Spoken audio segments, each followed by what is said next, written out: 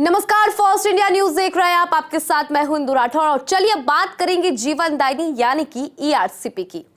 भाजपा की double engine सरकार ने पूर्वी राजस्थान नहर परियोजना का सपना साकार कर दिया है। ईआरसीपी से पूर्वी राजस्थान का नक्शा पूरी तरह बदल जाएगा। प्रदेश में कृषि और बागवानी नई करवट लेगी। सिंचाई और पेयजल के लिए भरपूर पानी मिलेगा और पूर्वी राजस्थान का किसान खुशहाल नजर आएगा।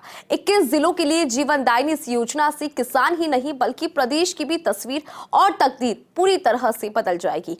हमारी खास पेशकश जीवनदायिनी में हम आपको बताएंगे ईआरसीपी के तहत पानी कुल नदी से होता हुआ महलपुर बैराज में आएगा, जहां से पानी को लिफ्ट कर नहरों के जरिए किसानों के खेत तक पहुंचाया जाएगा।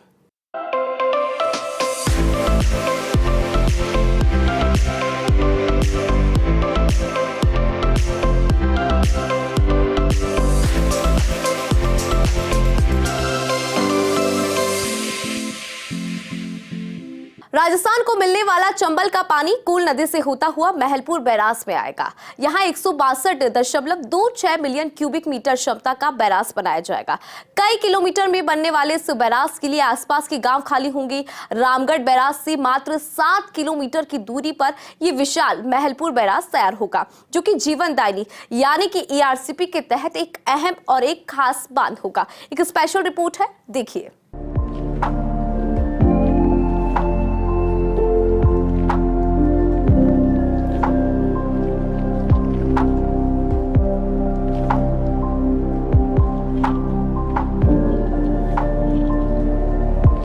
पूर्वी राजस्थान नहर परियोजना ईआरसीपी एक महत्वाकांक्षी योजना है, जिससे प्रदेश के 21 जिले लाभान्वित होंगे।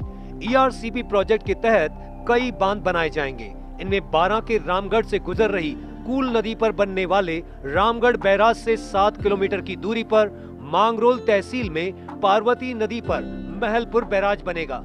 पार्वती नदी पर बनने वाले महलपुर बैराज की क्षमता 162.26 मिलियन क्यूबिक मीटर होगी।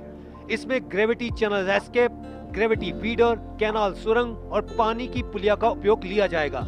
इसके साथ ही पानी को कई जगह पर लिफ्ट कर नहरों में भी डाला जाएगा। राजस्थान में चंबल के पानी के प्रवेश द्वार यानी कूल नदी का दौरा करके अब हम पहुंचे हैं पार्वती नदी, और ये वो स्थान है, देखिए, पार्वती नदी का जो कूल नदी और काली सिंध नदी को जोड़ता है। यानी कूल नदी का पानी राजस्थान में यहाँ से आगे बढ़ता है, काली सिंध नदी पर जाता है। और बड़ी बात यह देखिए, पार्वती नदी के महलपुर पर एक बैराज बनाया जाएगा जिसकी क्षमता 162.20 एमसीएम होगी। भारी पानी वहां ठहराव करेगा। उस बैराज के पानी को स्टोर किया जाएगा। उसमें से 25% पानी ही खर्च होगा। तो बड़ी बात यह भी रहेगी कि पानी का स्टोरेज होने के बाद 12 के दिन फिरेंगे। जिस तरीके से ईआरसीपी राजस्थान में आ रही है, किसानों को फ़ायदा दे रही है, पर्यटन को पंख लगाएगी, और क्या कुछ मिल पाएगा, तो हमारे संवाददाता हंसराज पाल यादव हमारे साथ हैं। हंसराज जी, पार्वती नदी किस रूप में यहाँ है और 12 में कौन कौन सी नदियाँ हैं जो अब किसानों को लाभ दे पाएगी? 12 जिला अन्नपूर्णा नगरी के नाम से पूरे विश्व भर में विख्यात है। यहाँ का जो प्रमुख जो कार्य है वो खेती पे यहाँ पर किसान यहाँ का निर्भर है, और गेहूं की फसल और चावल की फसल, सरसों हो या अन्य फसलें हों, रबी की फसलें यहाँ की मुख्य जो फसल होती हैं। और 12 में का जो अब तक जो बारिश का जो पानी आता था, एकत्रित होता था, वो करीब 4000 एमसीबी भी नष्ट हो जाता था पानी। उसको हम स्टोर नहीं कर पाते थे। केंद्र सरकार, राज्य सरकार की योजना ईआरसीपी योजना के लागू होने के बाद यहाँ पे जो बांध बनेंगे, मुख्य जो बांध 12 जिलों में बनेंगे, वो जो पहला जो बांध बनेगा वो कूल नदी पे बनेगा। वो रामगढ़ के क्षेत्र में है। उस बांध के बनने के बाद यहाँ पर किसानों को काफ़ी लाभ मिलेगा। किसानों के साथ साथ यहाँ की जो अर्थव्यवस्था है उसको भी काफ़ी संबल मिलेगा। दूसरा जो बांध बनेगा यहाँ पे जो बनेगा पार्वती के महलपुर में, जो मांगरोल में स्थित है। उसके बनने के बाद मांगरोल आसपास के जो क्षेत्र हैं, मांगरोल में के आसपास के गाँव के क्षेत्र हैं, किसान हैं, उनको भी काफ़ी उससे लाभ मिलेगा। उसके बाद जो पार्वती का जो बैराज के बाद जो पानी जो पहुँचेगा वो कोटा जिले में नौनेरा जो बांध है, एबरा जो उसको कहते हैं, वो वहाँ पे जो उसको मिलेगा, उसका पानी वहाँ पे एकत्रित हो जाएगा। तो इन्होंने बताया, देखिए, पार्वती नदी से किस तरीके से लाभ मिलेगा। अन्नपूर्णा नगरी यानी 12 विश्व विख्यात है चावल की खेती और गेहूं की खेती के लिए। ये वो स्थान है मैं फिर से बताऊं आपको, ये वो स्थान है जो काली सिंध नदी और कूल नदी को जोड़ता है। ये आप देख रहे हैं कितना फैलाव है पार्वती नदी का, और यहाँ का पानी आगे बढ़ेगा और राजस्थान के 21 जिले जो है कूल नदी से जुड़ते हुए आगे बढ़ेंगे। हम शहर के बीच भी जाएंगे, लोगों से बातचीत भी करेंगे, उनसे जानने का प्रयास करेंगे आखिर ईआरसीपी आ रही है, कितनी खुशी है, किस रूप में बारा को पानी मिलेगा और क्या विकास होगा, पर्यटन को किस तरीके से पंख लगेंगे। क्योंकि लोगों में उत्सुकता है कि आखिर कितने साल में ईआरसीपी का पानी उनको मिल पाएगा, कब तक मूर्त रूप ले पाएगी, एमओयू हो गया है, डीपीआर कब तक तैयार होगी। ये तमाम सवाल लोगों के जहन में है, वो भी जानना जरूरी है।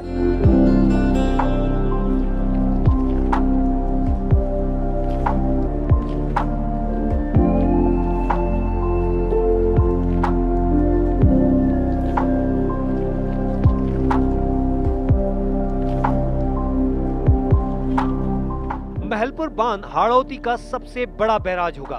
वर्तमान में हाड़ौती का सबसे बड़ा बैराज चंबल नदी पर बना कोटा बैराज है, जिसकी क्षमता 112 मिलियन क्यूबिक मीटर है। इसके बाद बूंदी का जवाहर सागर बांध 67 मिलियन क्यूबिक मीटर क्षमता के साथ दूसरे नंबर पर है। लेकिन ईआरसीपी के तहत बनने वाले महलपुर बैराज की भराव क्षमता 162.26 एमसीएम है, जो कि क्षेत्र में सबसे ज्यादा रहेगी। मांगरोल के महलपुर में बनेगा हाड़ौती का सबसे बड़ा बैराज। 2250 करोड़ रुपए की लागत से महलपुर में बनेगा बैराज। महलपुर बैराज की क्षमता 162.26 मिलियन क्यूबिक मीटर होगी।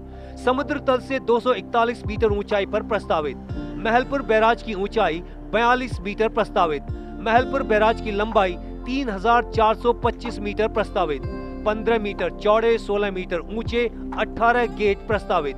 बैराज की जगह नदी की लंबाई 350 मीटर प्रस्तावित।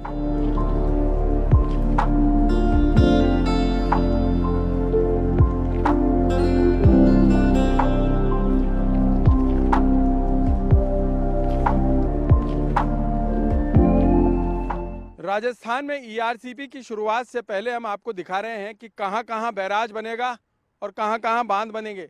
मध्य प्रदेश से आने वाले पानी के ठहराव का ये दूसरा स्थान है। पहला स्थान कूल नदी पर रामगढ़ बैराज के रूप में मिलेगा और दूसरा स्थान यहाँ यानी पार्वती के बहाव क्षेत्र में बनाया गया है। यह वो स्थान है जहाँ 162.20 क्यूबिक मीटर का बैराज बनाया जाएगा। बड़ी बात यह है कि हाड़ौती का यह दूसरा सबसे बड़ा बैराज होगा।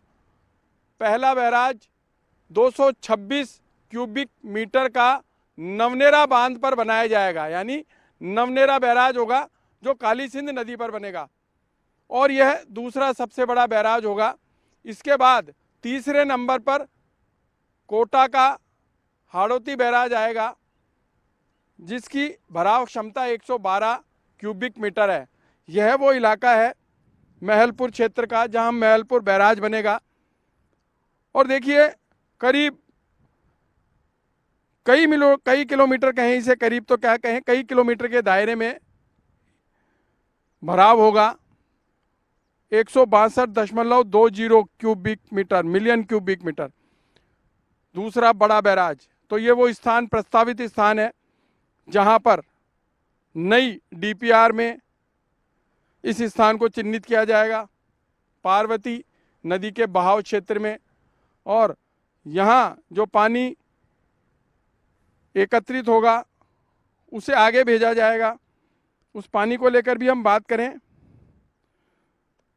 तो देखिए यहाँ से निकला पानी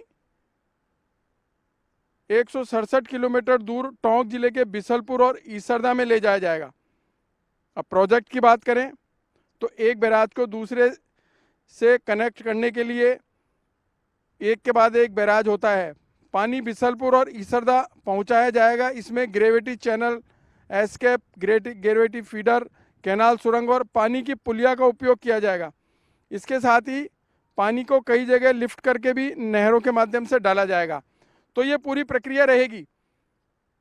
दूसरा ठहराव महलपुर बैराज बनेगा, पहला ठहराव कूल नदी पर रामगढ़ बैराज और तीसरा ठहराव नवरेरा बांध। इन तीनों बांधों से पानी आगे जाएगा और ईआरसीपी के 21 जिलों को तर करेगा। बताया जा रहा है कि अगले 5 साल में काम पूरा हो जाएगा और हाल ही लेखानुदान में वित्त मंत्री दिया कुमारी ने घोषणा करी है कि योजना पर 45,000 करोड़ रुपए खर्च किए जाएंगे। और उससे पहले केंद्रीय जल शक्ति मंत्री गजेंद्र सिंह शेखावत भी दिल्ली में एमओयू के दौरान कह चुके हैं 45 क्या 75 क्या 1 लाख करोड़ भी खर्च करने पड़े तो 5 सालों में काम पूरा किया जाएगा। बहरहाल ये वो स्थान है जहां पर पानी का दूसरा ठहराव होगा और 162.20 मिलियन क्यूबिक मीटर का बैराज बनाया जाएगा।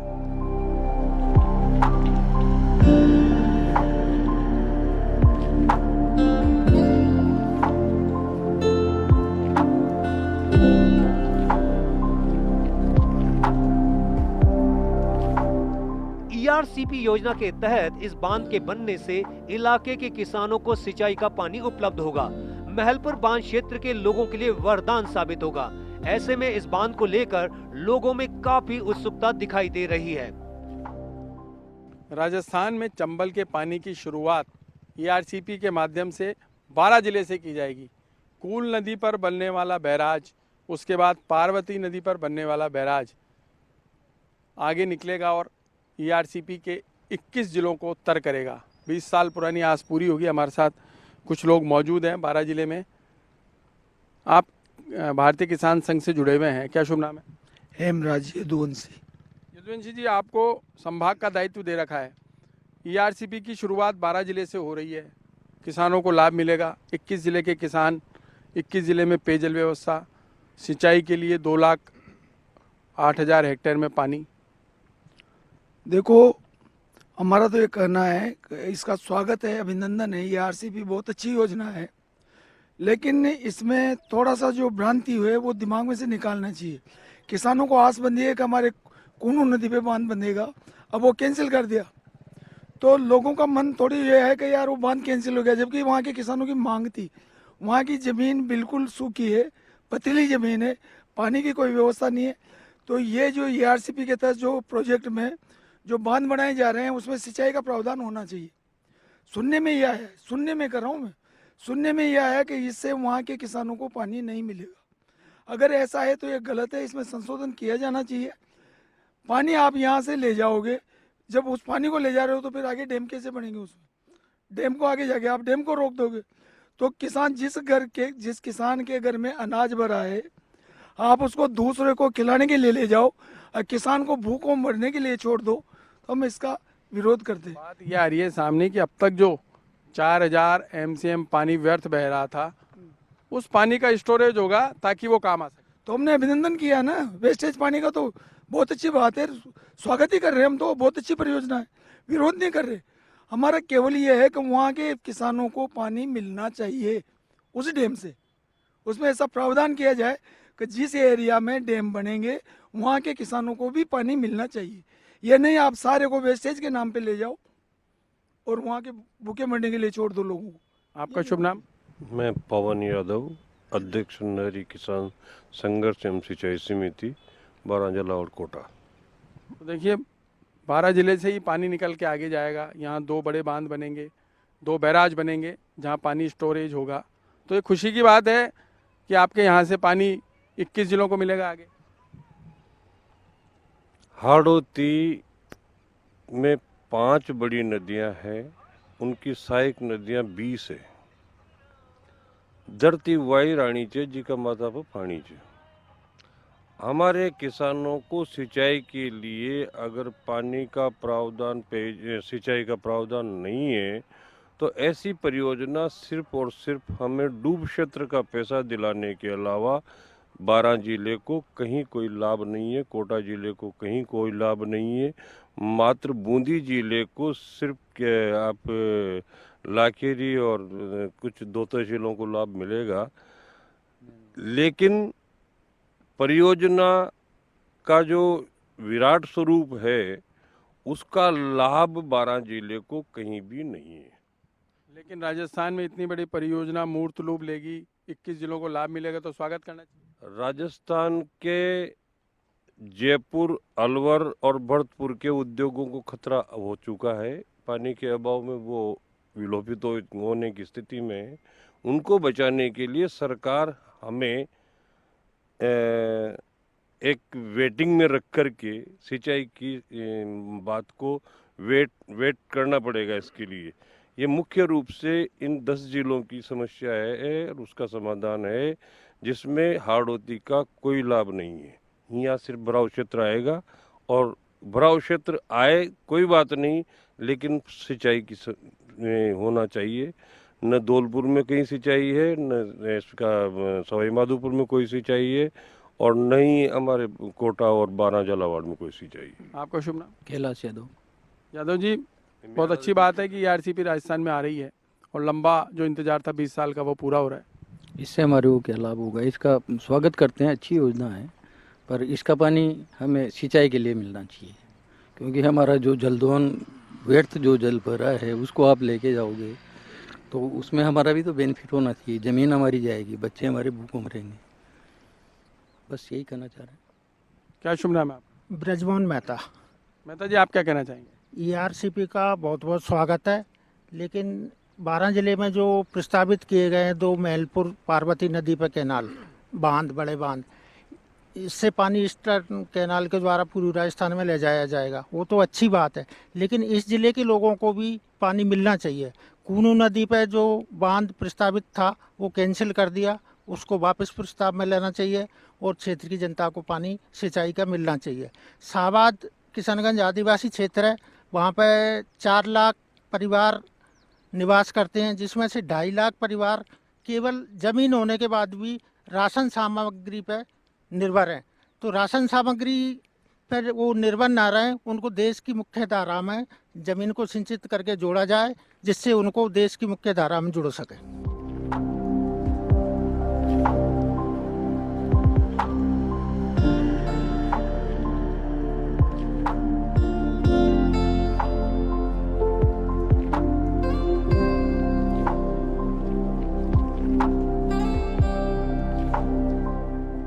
महलपुर बैराज के लिए जगह चिन्हित कर ली गई है। इसकी डीपीआर भी तैयार हो गई है और इसी साल काम शुरू होने की पूरी संभावना है।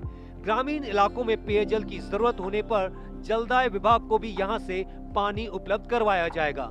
ईआरसीपी योजना के तहत बनने जा रहे बांधों में अब हमारा तीसरा पड़ाव काली सिंध नदी पर बनने वाले नौनेरा बैराज पर रहेगा, जो कि हाड़ौती क्षेत्र का महत्वपूर्ण बांध होगा। Vinod Singh Chauhan, First India news.